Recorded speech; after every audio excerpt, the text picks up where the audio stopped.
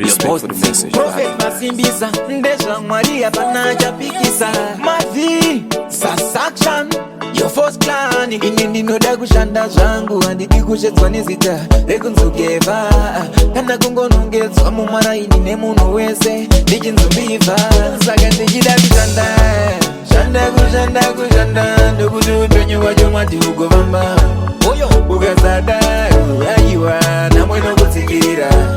asemurume wotoshingirira, asangorino bawaneta watsungaira, iwande, ngoma dzangu ziyarira, akanamirirwa makungwa ndakata kuda kugadzira tipese saiti, nionese ikana ndakubuda ofu saiti, nekuti dzimwe nguva inorasika isaiti, chanindongoda kuita zvinhu zviri raiti, ndiri munhu wenyama ndinokanganisa, ndionese ipa ndakanganisa, kwete kuda kusiya ndichivhiringidza, kuti zvizonzo mangwana ndakamakisa, saka ndichida kushanda, kushanda, ndokuti upenyu wacho mati ugovamba, ukazada, ayiwa, namweno kutsikirira, asemurume wotoshingirira, asangorino bawaneta watsungaira, iwande, ngoma dzangu ziyarira, akanamirirwa makungwa ndichabudikira, uchindiona patonasi,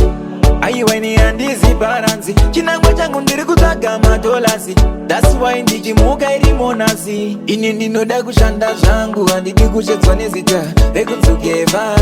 kana kungonongedzwa mumara ini nemunhu wese lichinzumbiva, saka ndichida kushanda,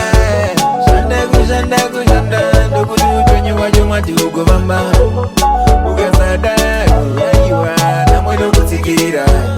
asemurume wotoshingirira, asangorino bawaneta watsungaira, iwande, ngoma dzangu ziyarira, akanamirirwa makungwa ndakata kuda kugadzira tipese saiti, nionese ikana ndakubuda ofu saiti, nekuti dzimwe nguva inorasika isaiti, chanindongoda kuita zvinhu zviri raiti, ndiri munhu wenyama ndinokanganisa, ndionese ipa ndakanganisa, kwete kuda kusiya ndichivhiringidza, kuti zvizonzo mangwana ndakamakisa, saka ndichida kushanda,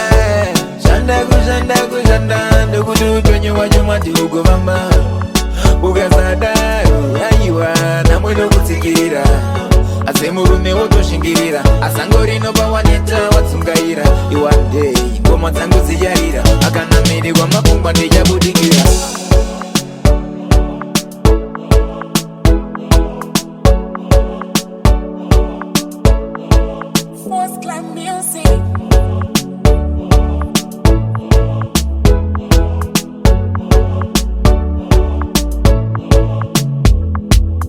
Respect for the message, Valentine.